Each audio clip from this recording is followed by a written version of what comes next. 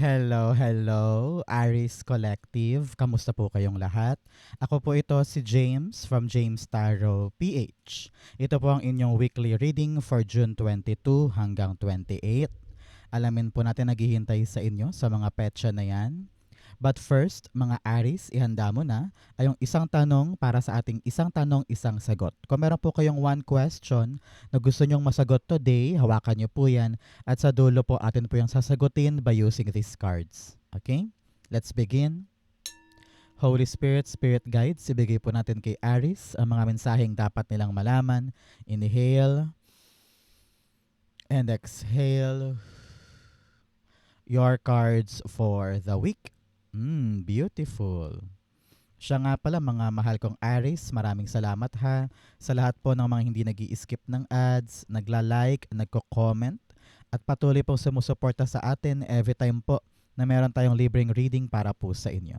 So keep on liking, keep on commenting, and thank you for not skipping your ads. So, in the background of your reading, meron kang the Queen of Swords. Okay, this week, ramdam ko dito yung pagkalinaw ng isip mo tukol sa mga bagay na gusto mong gawin moving forward. Some of you are making a big choice.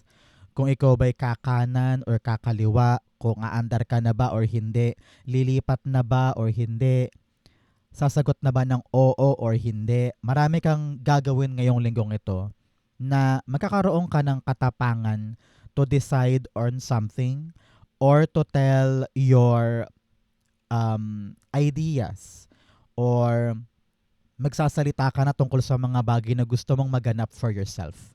Panahon din to para umabante at putulin na yung ugnayan sa mga bagay in the past na alam mong nakakasira sa'yo or nakakahadlang sa'yo, no? Ngayon, mas matapang ka na to get more, achieve more, start something new, at meron kang kahandaan to do so. So, ang tabayanan mo this week, yung kaliwanagan na yan. Okay? Especially in your core energy, you have the Ace of Wands. Ace of Wands is really a great start. Bagong simula, bagong pintuan, bagong pagkakataon, or spark of a new idea. Kung meron kang naisip na parang, uy, gusto kong itry yun. Uy, parang gusto kong simulan yan. Parang gusto kong subukan to. Parang ganyan. Your spirit guides are asking you to be confident with yourself. Pag alam mong kaya mo, kaya mo. Pag alam mong time na, time na.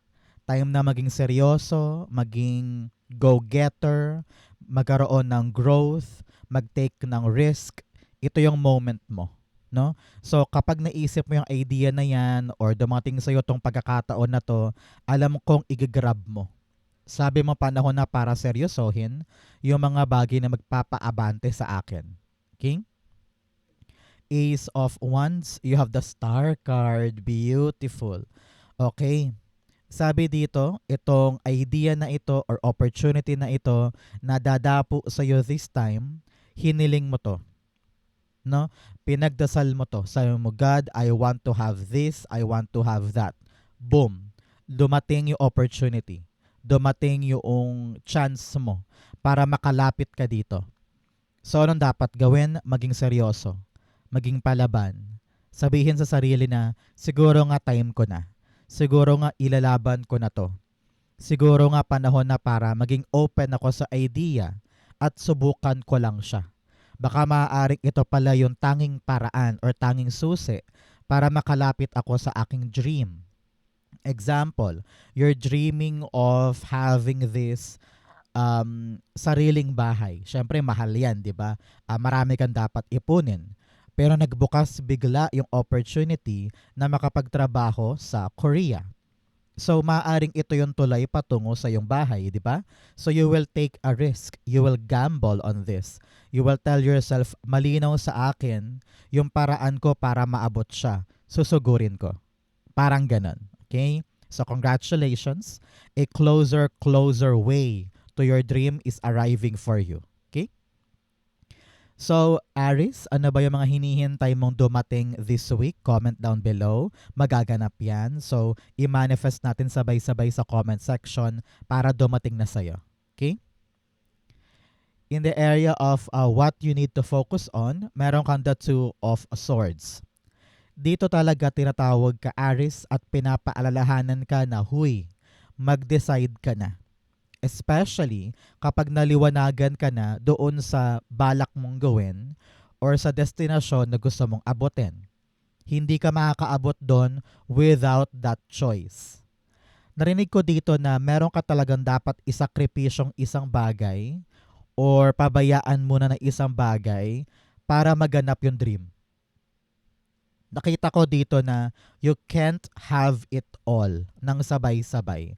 Meron ka talagang dapat munang isang tabi para i-prioritize tong choice na ito.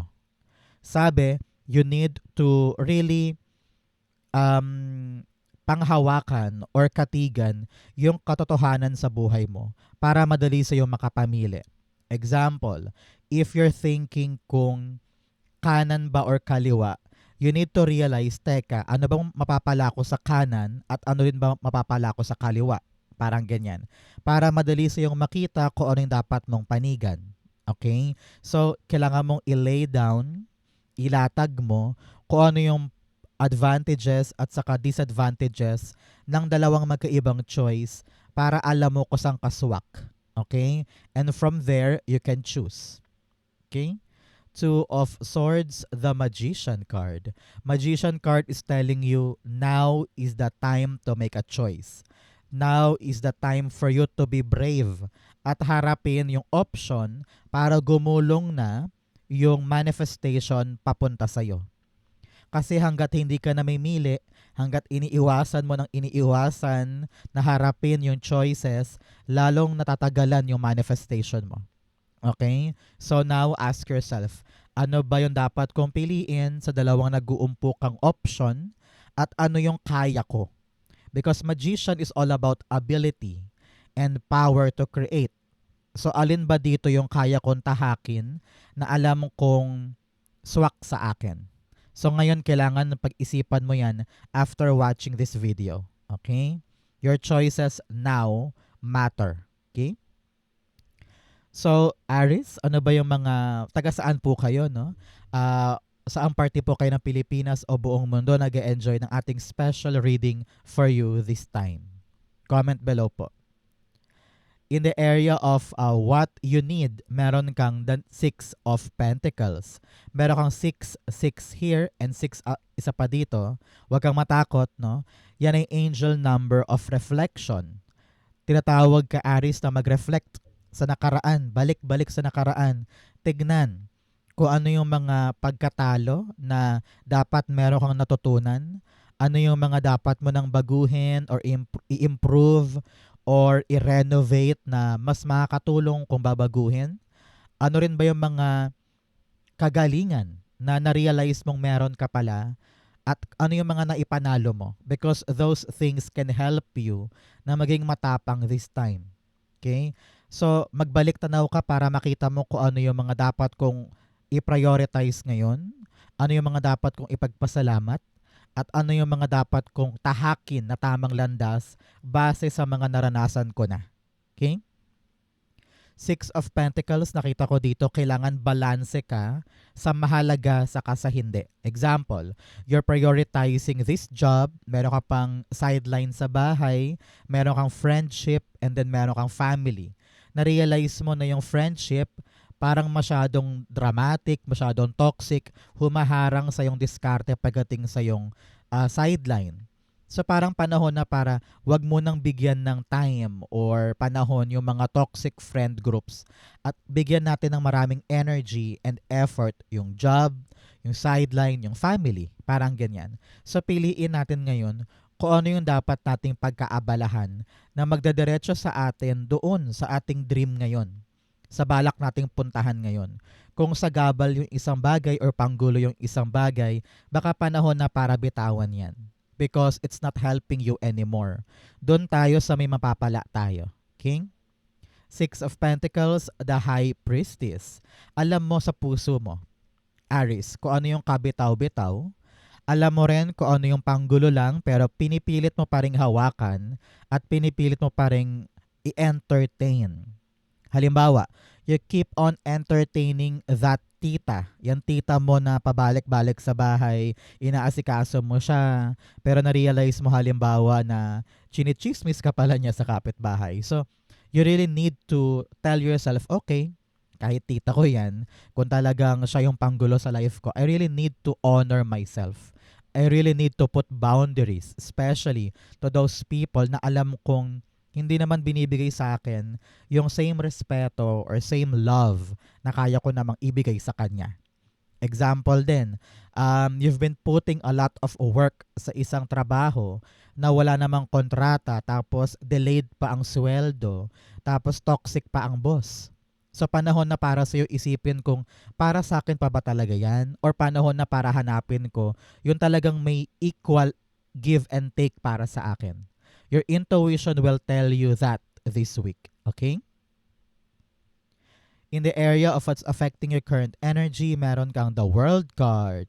World card's all about you talagang exploring the world. Sabi dito, napakalawak ng mundo para magtiis ka sa isang kakarampot na espasyo. Okay? Sabi dito, bakit mo minamaliit ang sarili mo? Bakit ka nagkakasya dyan sa kakarampot, sa okay na to, play safe zone ko to? Parang you really need to realize na, uy, marami pa tayong opportunity na pwede nating pasukin para maabot natin yung ating pangarap. Okay? You really need to come out of your shell and tell yourself, bakit ko ba fina-fall short yung sarili ko? Bakit ko ba hinahayaan na hanggang dito lang ako? Ang dami ko pang pwedeng gawin. Kapag naging clear sa mind mo na, ay, pwede ako doon, ay, pwede ako dyan, ay, pwede ko simulan to, nakakaroon ka ng kakaibang confidence na, sige, ilalaban ko na. I will take this new opportunity bago man, hindi man ako familiar, pero kitang-kita mo na it can lead you to your dreams. No? So, now, be brave, be experimental, magaling ka, mahusay ka. Marami ka ng pinagdaanan. So, i-close mo na yung past mo para makapasok ka na sa new era ng life mo. Okay? World card, the Two of Wands. Yes. We have 2 and 2 here. Ang 2 po ay angel number of alignment. No? Parang sinasabi dito na kung ano yung pinapagawa sa iyo sa langit ay ginagawa mo sa lupa. Kaya minsan siguro meron ka mga choices or movement na parang bakit ko ba to ginagawa? Hindi ako sure. Pero ramdam ko na dapat ko siyang gawin. That is your spirit guides pushing you in that direction kahit hindi ka sigurado. Because aligned ka sa higher self mo. Okay? So, with the Two of Wands clarifying the World card, sinasabi dito na kontentong ka lang ba dyan sa ginagalawan mo? Tingnan mo, pareho silang nakakulong. Ito dito sa isang bilog at siya dito naman sa loob ng isang kwarto. 'Di ba? So sinasabi dito na tanaw mo naman kitang-kita mo kung ano yung pwede mong puntahan, kung ano yung pwede mong tahakin or abutin. Pero takot kang kumawala sa comfort zone mo. You have the globe here and you have the world here telling you malawak ang daigdig para puntahan mo, para i-explore mo. So do not settle for less. Okay? And try something new. Maaring ito na yung panahon para sumugal ka sa mga bagong bagay, maging open ka for the future para makuha mo at maabot mo talaga itong dream na ito. Okay? In the area of your near future, meron kang the 6 of Swords. Yes, ang tabayanan mo, 6 weeks or 6 months after watching this video, aabante ka na tungkol sa isang bagong bagay. Naramdaman ko dito na parang hindi ka mag-isa may kasama ka You have your son, your daughter, or meron kang kasama papunta sa abanteng ito. Kaya huwag kang mag-alala, hindi mo to gagawin ng solo, and you have someone to accompany you with this movement. Malinaw na ang future. Kaya talagang aabante ka na. Nakita ko dito na parang kaya aabante 6 weeks or 6 months from now, it's because ngayon mo palang aasikasuhin lahat ng dokumento, lahat ng pipilahan, lahat ng mga dapat tapusin. So parang mahabang proseso siya. Kaya makakaabante ka 6 weeks from now pa lang, no? But nevertheless, ang importante, aandar. May mangyayari, susulong ka na, makaka-move ka na, makakalayo ka na sa comfort zone na ito, at ready ka nang tahakin yung bagong landas sa talaga namang magpapaunlad sa'yo. Kung saan yung effort mo susuklian at yung potential mo magpipik. You will excel in this level. Congratulations. Six of Swords, the Hermit card. Alam mo, sabi dito, like I've said kanina, hindi ka mag-isa sa journey na ito. May kasama ka. May kasabayan ka. May gagabay sa'yo, may tutulong sa'yo. Kaya wag mong katakutan kung parang feeling mo, parang solo lang ako dito, parang nakakatakot, nakakalula. Alam ko magpapaangat sa akin to, pero I'm fearing na magagawa ko ba to solo? No. There are people with you doing this. So congratulations. You will shine at mahanap mo na talaga yung para sa'yo. Ramdam ko dito yung kapayapaan ng puso at kapayapaan ng buhay. Hindi ka aligaga, hindi ka takot, hindi ka nag-overthink or nag-overanalyze. You have what you need at panatag ka doon. Congratulations. In your challenge, meron kang the Hermit card. Alam mo, sabi dito, minsan, you're trying to isolate yourself. May mga problems ka, may mga issue ka, pero sinasarili mo lang. Kaya ang nangyayari, lalo kang nahihirapang hanapin yung sagot or hanapin yung solusyon dahil nga sinasara mo yung mundo mo. Siguro dahil ayaw mong makaabala ng iba, ayaw mo makabigat sa iba. Pero dahil kasi sa ganun, lalo ka nahihirapan na hanapin yung pinakatotoong sagot or kaliwanagan sa question mo. So sabi dito, come out of your isolation. Nakakaharang sa iyo yan. And then seek out the light. Seek out the truth. Hanapin mo yung kaliwanagan sa question mo para once and for all makalarga ka na. Kasi hanggat kinikim-kim mo yan, lalo ka nahihirapang hanapin. Okay?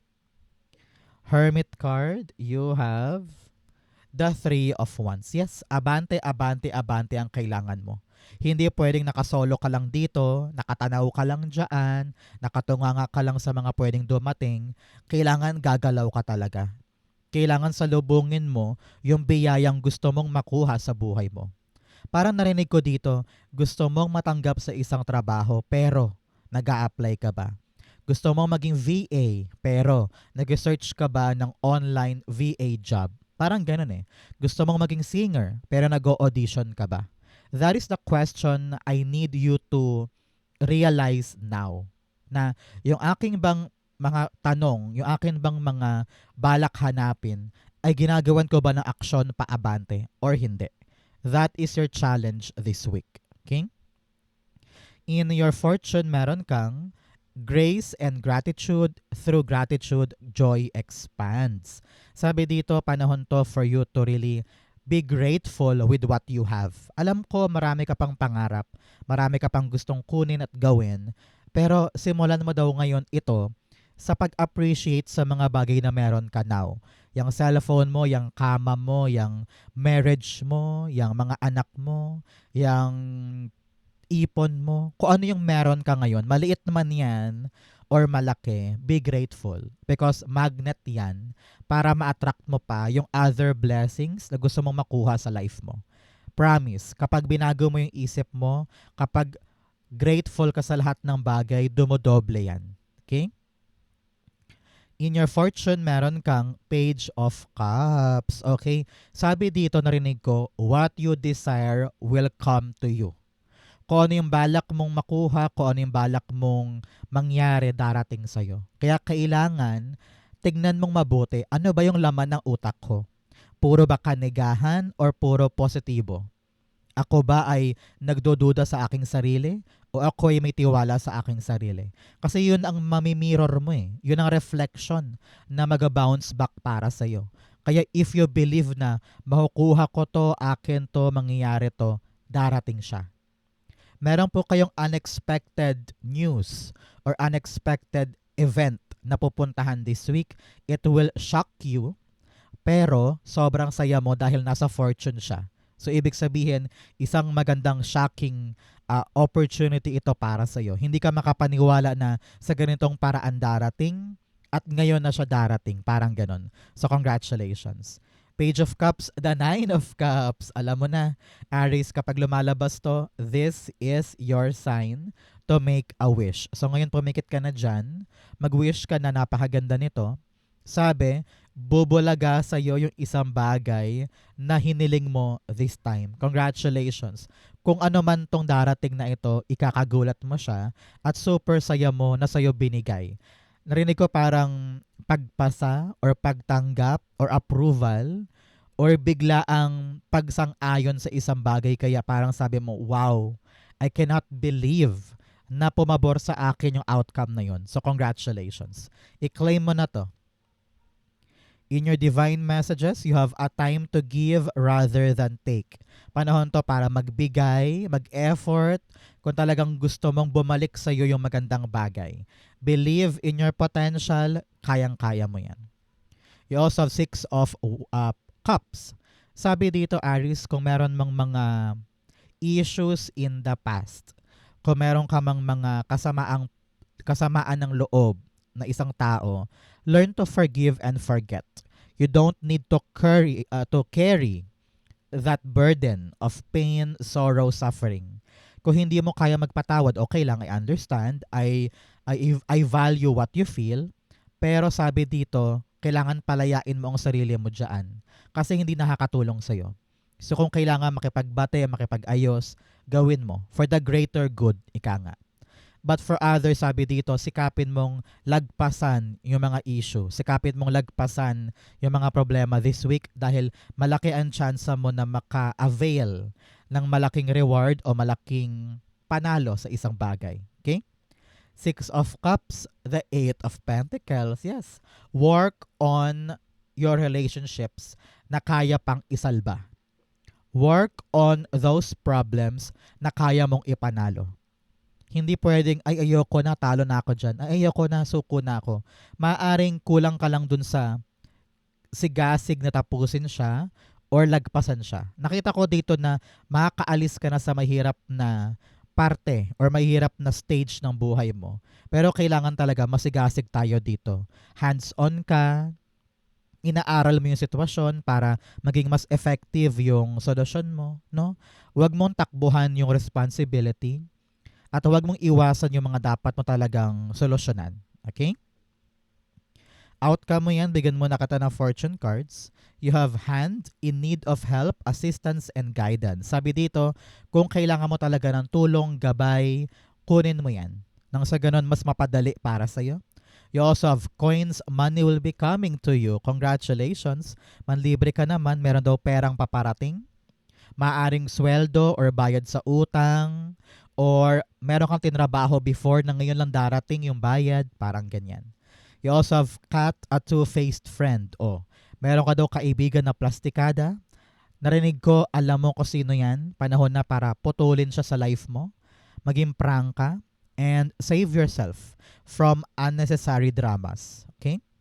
You also have spear, heartache over what you no longer have.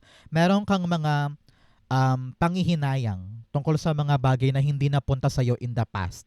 Sabi dito, let go mo na. Forgive and forget na. And mag-move on tayo sa mga bagay na kaya nating isalba or kaya nating itulay. Pero kapag puro ka sorrow, puro ka pagsisisi or maraming kang mga pinapanghinayangan, nahihirapan ka mag-move forward. Kaya kailangan talaga i-close na yung past chapter na yan para makapag-move on ka na. Okay? Ang outcome ni Aries for June 22 to 28, the 3 of Wands. Meron kang 3 here telling you, meron daw po kayo na mayapang kamag-anak sa kabilang buhay na hanggang ngayon po ay ginagabayan ka pa din. So after watching this video, magtirik ka ng kandila or magdasal ka para pasalamatan po yung ancestors ninyo. Okay? 3 of Wands, something is arriving.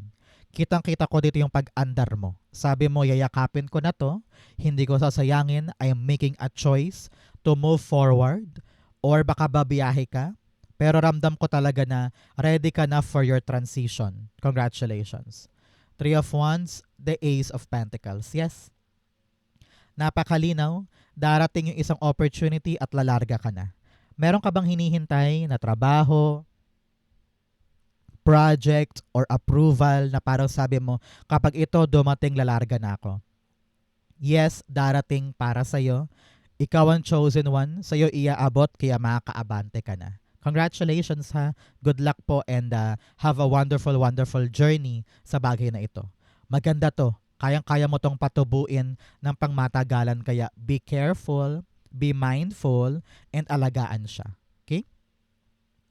So, Aries, dako na tayo sa yung isang tanong, isang sagot. I-close mo na yung mata mo, pumikit ka na ngayon, and think of your one question. Inhale and exhale the answer to your question. You have the Seven of Cups, the Hanged Man, and then the Sun card. Ooh, very beautiful. At the bottom, you have the Eight of Wands. Alam mo, may paunang mensahe sa iyo ang iyong spirit guides, Aries. Sa question mo, sabi niya, you're on the right path. Bibili sa daw ngayon kung ano man yung isang bagay na nagpaantala sa iyo or nakadelay. Alam ko na medyo may alinlangan ka tukol sa isang bagay. And sabi dito, ito na yung panahon para mamili ka na, to make a choice or to pick kung ano ba talaga yung dapat mong gawin ngayon. Sabi, makinig ka sa yung intuition. Alam mo kung ano yung dapat mong piliin. Alam mo kung ano yung makabuti para sa'yo at kung ano yung swak para sa'yo. Now, you really need to be enlightened, maliwanagan tungkol sa mga confusion sa buhay mo. Nakita ko dito yung pagdating ng kaliwanagan na parang, ito talaga yung para sa akin. Sige, ito na yung pipiliin ko, ito na yung papanindigan ko, ilalarga ko na siya because you are on the right path. Sabi dyan, ano man ang choice mo, ano man ang pipiliin mo, yaan na nakatadhana para sa'yo.